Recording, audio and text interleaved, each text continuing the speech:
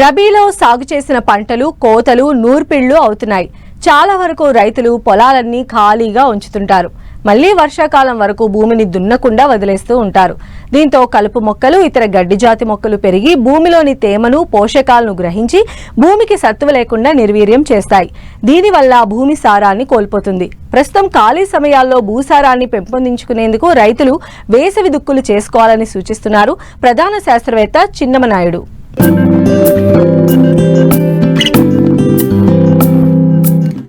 ఈ ఖరీఫ్ సీజన్ పై రైతులు ఎన్నో ఆశలు పెట్టుకున్నారు. అయితే తక్కువ పెట్టుబడితో అధిక దిగుబడులు పొందాలంటే భూమి ఆరోగ్యాన్ని కాపాడుకోవాలి.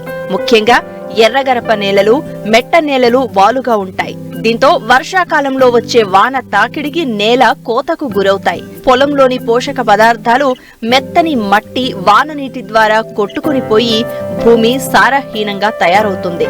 కాబట్టి నీటి వనరులను కాపాడుకుంటూనే భూసారం పెంచుకోవాలని సూచిస్తున్నారు ప్రధాన శాస్త్రవేత్త చిన్నమనాయుడు. వ్యవసాయానికి నేల, నీరు అనేవి చాలా ముఖ్యమైన వనరులు. ఆ రెండింటి మీద ఆధారపడే మనం వేసే పంటలు కానీ, పంట దిగుబడులు కానీ, పంట నాణ్యత కానీ, సాగు ఖర్చులు కానీ, ఈ ప్రణాళిక కానీ అంతా ఆధారపడి ఉంటుంది. కాబట్టి ఈ రెండు వనరుల్ని మనం సంరక్షించాల్సిన అవసరం ఉంటుంది. ప్రత్యేకించి వర్షాధారపు భూములు కానీ, మెట్ట భూములు, అలాగే ఎర్రగరప నేలలు ఉన్నటువంటి భూముల్లో అయితే కనుక ఈ నీటి తాలూకు ఆవశ్యకత చాలా ఎక్కువగా ఉంటుంది. అదేవిధంగా వర్షాకాలంలో అధిక వర్షాలు పడేటప్పుడు కూడా నేల కూడా కోతకు గురి కాబట్టి ఈ సారవంతమైనటువంటి మట్టి అంతా కూడా కొట్టుకుపోవడం కూడా జరుగుతుంది. కాబట్టి ఇలాంటి పరిస్థితుల్లో ఈ పోషకాలన్నీ కూడా పై నేలలోనే ఎక్కువగా ఉంటాయి. దాన్ని బట్టి పంట దిగుబడి ఉంటుంది. నేల కనుక కోతకు గురైతే ఈ ముఖ్యమైన పోషకాలన్నీ కూడా కొట్టుకుపోవడం వల్ల పంట దిగుబడులు కూడా తగ్గేటువంటి అవకాశం ఉంటుంది. కాబట్టి ఈ నేల, నీరు సంరక్షణ చర్యలు కూడా ఈ వేసవి కాలంలో మనకి పంటలు కూడా ఏమి వేయకుండా ఉంటాం. కాబట్టి ఈ సమయంలోనే ప్రత్యేకించి ఎగుడు దిగుడుగా ఉండేటువంటి ఏజెన్సీ గిరిజన ప్రాంతాలు, మెట్ట భూములు, వర్షాధార భూములు అయితే ఇంకా ఎక్కువగా నేల, నీటి సంరక్షణ చర్యలు చేపట్టాల్సిన అవసరం ఉంటుంది. దీనిలో మొదటగా మనం ఏం చెప్తున్నామంటే రైతులు ఈ వేసవి కాలంలో లోతు దుక్కులు చేసుకోవాలి. లోతు దుక్కులు చేయడం వల్ల ఏంటంటే ఒక 30 సెంటీమీటర్ల వరకు కూడా భూమి తిరగబడుతుంది. దానికి కూడా లోతు దుక్కుల్ని ఎంబీ ప్లవ్తో అంటే రెక్కనాగలతో చేసుకోవాల్సిన అవసరం ఎంతైనా ఉంది. దీనివల్ల మనకు వర్షాకాలంలో మే, జూన్ నెలల్లో మొదట్లో పడినట్టు వర్షం అంతా కూడా భూమిలో బాగా ఇంకడానికి ఆస్కారం ఉంటుంది. కాబట్టి అట్లా నీటి సంరక్షణ అనేది జరుగుతుంది. కాబట్టి అలా చేయాలి. అదేవిధంగా వాలుకు అడ్డంగానే దున్నుకోమని చెప్పేసి రైతు సోదరులకి చెప్పడం జరుగుతుంది. ప్రత్యేకించి ఏజెన్సీ గిరిజన ప్రాంతాల్లో వాలు కనుక చూస్తే 5 నుంచి 12% వరకు కూడా వాలు కలిగి ఉంటాయి. ఇలాంటి ప్రాంతాల్లో ఏంటంటే వర్షం పడితే కనుక ఆ ప్రవాహ వేగానికి మట్టి కొట్టుకుపోవడం, అలాగే నీరు కూడా భూమిలో ఇంకకుండా బయటికి పోయేటువంటి ఆ సమస్య ఎక్కువగా ఉంటుంది. కాబట్టి వాలుకు అడ్డంగా కనుక మనం ఈ దుక్కు కనుక చేసుకుంటే వర్షపు నీరు కూడా ఆగి నెమ్మదిగా కదులుతూ ఉంటుంది. అలాగే భూమిలోనికి నీరు ఎక్కువగా ఇంకడానికి ఆస్కారం ఉంటుంది. కాబట్టి వాలుకు అడ్డంగా మనం వేసవి దుక్కులు అనేవి తప్పనిసరిగా చేసుకుంటే నేల, నీరు రెండు కూడా బాగా సంరక్షించబడతాయి. కాబట్టి ఇదొక ప్రక్రియ చాలా సులువుగా తక్కువ ఖర్చుతో చేసుకోవాల్సిన అవసరం ఉంటుంది. కాబట్టి వాలుకు అడ్డంగా దున్నుకోవడం అనేది చేయాలి. ఇంకా ఇకపోతే కనుక వాలు కొంచెం కలిగినటువంటి భూముల్లో మన అవకాశాన్ని బట్టి 5 నుంచి 10 మీటర్ల దూరానికి చిరుగట్లు అనేవి నిర్మాణం చేసుకోవాలి. ఆ చిరుగట్లు కూడా ఏంటంటే అక్కడ దొరికినట్టు రాళ్ళు, గులకరాలు కానీ మట్టితోనే ఒక 30 సెంటీమీటర్లు ఎత్తు వచ్చే విధంగా చిరుగట్లను ఏర్పాటు చేసుకుంటే ఈ వర్షం పడేటప్పుడు ప్రవాహ వేగం తగ్గి అక్కడ నీరు భూమిలో ఇంకుతుంది, మట్టి కూడా కొట్టుకుపోకుండా ఉంటుంది. కాబట్టి చిరుగట్లు ఏర్పాటు చేసుకోవాలి. అది కాకుండా ఇంకా ఎక్కువగా వాలు ఎక్కువ కలిగిన అంటే 10 నుంచి 12% మించి వాలు కలిగిన దీంట్లో పెద్ద గట్లు కూడా నిర్మాణం చేసుకోవాలి. ఇది ఎలా అంటే మనం ఒక 75 సెంటీమీటర్ల ఎత్తు, కిందన 1 మీటర్ వెడల్పు, పైన 75 సెంటీమీటర్లు వచ్చే విధంగా అక్కడ దొరికినటువంటి పెద్ద పెద్ద రాళ్లతోనే మనం పెద్ద గట్లు కూడా ఏర్పాటు చేసుకుంటే ఈ విధంగా మనకి వాల్లో కూడా నీటి ప్రవాహం తగ్గి అక్కడ మట్టి కోతకు గురి కాకుండా ఉంటుంది. కాబట్టి ఆ విధంగా చేయాల్సిన అవసరం ఉంటుంది. అదేవిధంగా ఏజెన్సీ ప్రాంతాల్లో వాల్ ఇంకా ఎక్కువ ఉంటుంది. కాబట్టి బెంచ్ టెర్రసింగ్ అంటారు. అంటే మన కాంటూర్లు ఒకే ఎత్తు కలిగిన ప్రాంతాలన్నింటినీ కలిపి వీలైనంత వరకు సమతలంగా ఉండే భూములను తయారు చేసుకుని టెర్రస్గా ఒక ఎత్తు అయిన తర్వాత ఇంకొక ఎత్తు కలిగిన భూమి అంతా ఒక సమతలంగా ఉండే విధంగా చేసుకుని మనం చిరుగట్లు కనుక ఏర్పాటు చేసుకుంటే అక్కడ కూడా నేల, నీరు బాగా సంరక్షించబడి నేల కోతకు గురి కాకుండా ఉంటుంది. కాబట్టి ఆ విధమైన జాగ్రత్తలు తీసుకోవాలి.